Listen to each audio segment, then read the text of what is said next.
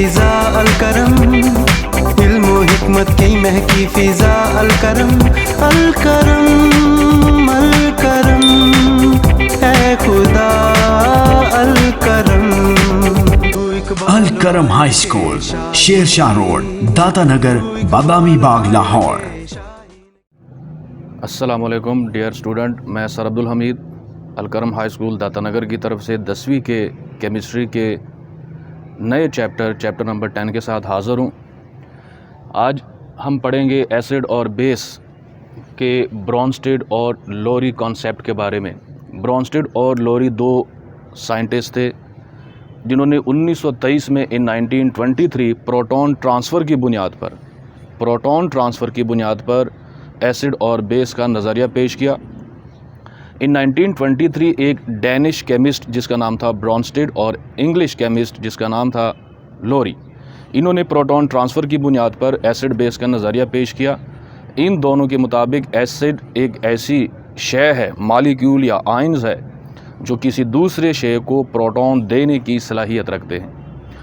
इन जो प्रोटॉन को डोनेट करने वाले स्पीशीज़ है, आयन्स है, मालिक्यूल है, सब्सटेंस है, उनको एसिड कहेंगे।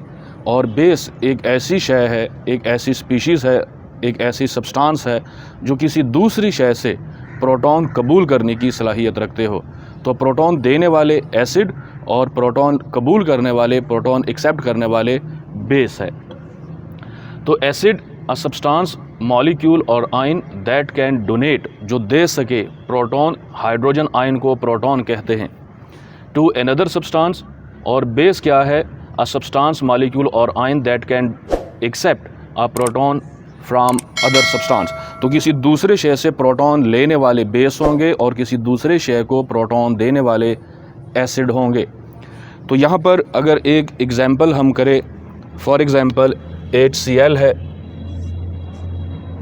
ये, और एक एमोनिया NH3। अब इन दोनों के दरमियान में अगर आप रिएक्शन करवाओगे तो यहाँ पे HCl, इसके अंदर एक हाइड्रोजन प्लस आयन है और क्लोराइड माइनस आयन है। इस सूरत में ये एसिड है, HCl एसिड है और एमोनिया एक बेस है, क्योंकि HCl अपना हाइड्रोजन आयन, जिसको प्रोटॉन कहा जाता है, हाइड्रोजन आयन को प्रोटॉन कहते हैं, ये अपना प्रोटॉन एमोनिया को दे देगा और इस सूरत में ये बन जाता है NH4 प्लस एमोनियम आयन बन गया। इस एमोनिया ने चूँकि HCl का एक प्रोटॉन कबूल कर लिया, तो प्रोटॉन कबूल करने वाले को बेस कहते हैं, क्योंकि इसने प्रोटॉन कबूल कर लिया, ये बेस है, और इसने प्रोटॉन डोनेट कर दिया, लिहाजा ये एसिड है। इन दोनों के नीचे आपने AQ यानी एक्वस लिखना है, दोनों को आपने पानी में हल किया हुआ है। और ये जो आयन बन गया ये भी एक्वस है प्लस क्लोराइड आयन, ये क्लोराइड आयन बन गया। अब यहाँ पर HCl ने एक प्रोटॉन दे दिया है, डोनेट किया है, ये एसिड के तौर पर एक्ट कर रहा है, और एमोनिया ने एक प्रोटॉन जो HCl का प्रोटॉन है वो कबूल कर लिया, लिहाजा एमोनिया बेस है। तो प्रोटॉन देने वाला लोरी ब्रॉन्स्टेड एसिड और प्रोटॉन लेने वाला लोरी ब्रॉन्स्टेड बेस हो गया। यहाँ पर एमोनियम रेडिकल बन गया और ये क्लोराइड रेडिकल बन गया। अब एमोनियम रेडिकल दरअसल एक बेस के प्रोटॉन कबूल करने से बना है, यानी इस बेस ने इस एसिड का एक प्रोटॉन कबूल किया है तो NH4 प्लस बन गया है। और ये जो क्लोराइड आयन बना है ये एक एसिड के प्रोटॉन खारिज करने से बना है। ये पहले एसिड था HCl, इसने जब प्रोटॉन खारिज कर दिया, ये प्रोटॉन खारिज कर दिया, तो ये बन गया क्लोराइड आयन, ये क्लोराइड आयन बन गया। ये एमोनिया है जो पहले बेस है, इसने इस एसिड का प्रोटॉन कबूल कर लिया और ये एमोनियम रेडिकल बन गया। तो एक ऐसी शय जो एक बेस के प्रोटॉन कबूल करने से बने, ये बेस है, इसने एक प्रोटॉन कबूल कर लिया तो ये बन गया है।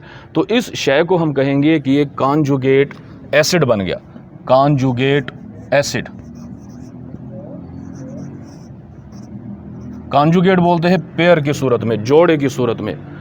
ये बेस है, लेकिन जो ही इसने एसिड का प्रोटॉन कबूल कर लिया तो ये एसिड बन गया, कॉन्जुगेट एसिड बन गया।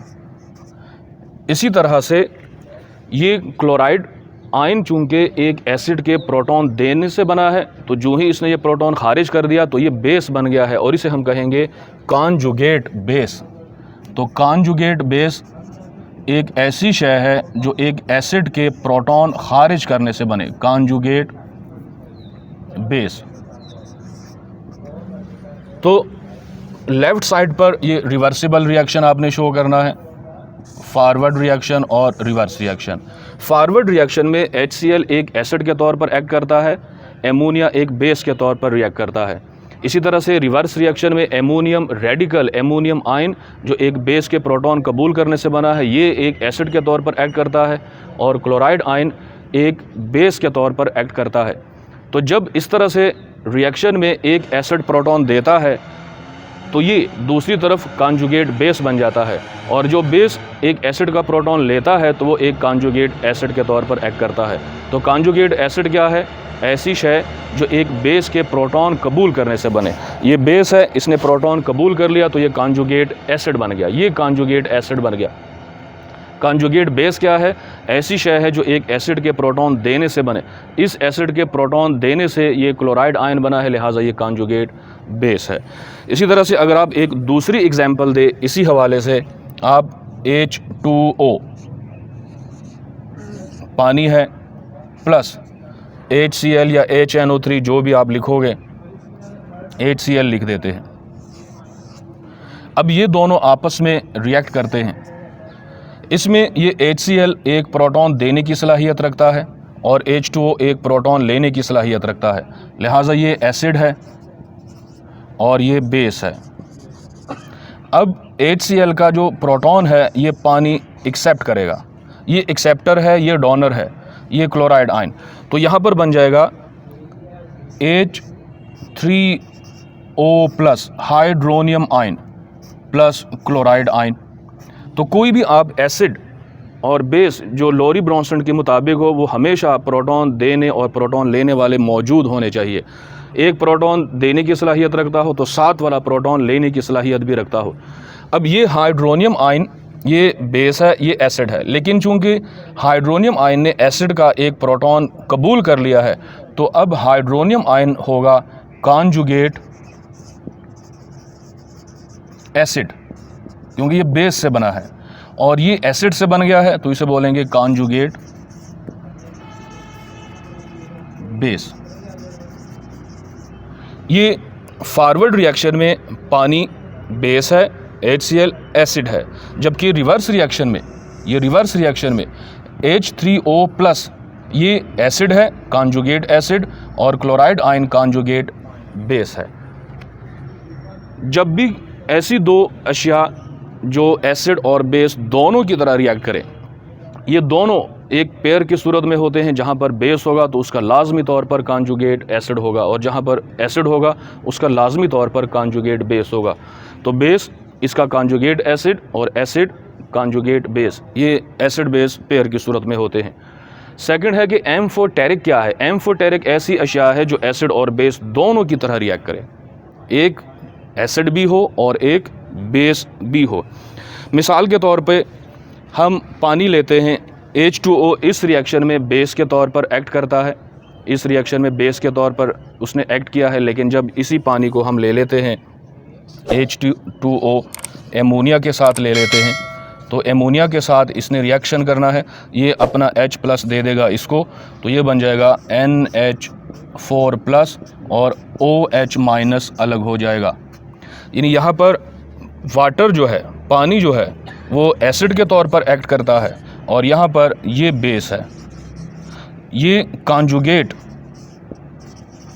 एसिड है और ये कॉन्जुगेट बेस है।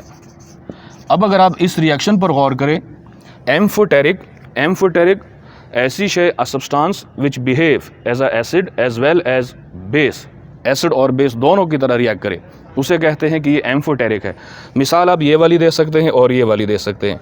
इसमें आप देख सकते हैं कि पानी यहाँ पर बेस के तौर पर एक्ट करता है, लेकिन पानी यहाँ पर एसिड के तौर पर। जब पानी ताकतवर एसिड के साथ आता है तो ये बेस बन जाता है, लेकिन जो ही पानी किसी कमज़ोर बेस के साथ आता है तो ये ख़ुद एसिड बन जाता है। तो यहाँ पर पानी ने एज आ बेस और एज आ एसिड दोनों की तरह बिहेव किया है, लिहाजा पानी एक एम्फोटेरिक है। तो एम्फोटेरिक में जब कोई ऐसी शय हो जो एसिड के साथ बतौर बेस रिएक्ट करे और बेस के साथ बतौर एसिड रिएक्ट करे, उसे एम्फोटेरिक कहते हैं। पानी एक एम्फोटेरिक शय है क्योंकि ये ताकतवर एसिड के लिए बेस के तौर पर रिएक्ट करता है और ताकतवर बेस के लिए एसिड के तौर पर कमज़ोर बेस के लिए एसिड के तौर पर रिएक्ट करता है। उम्मीद है आपको आज का लेक्चर समझ आया होगा। अल्लाह हाफिज़।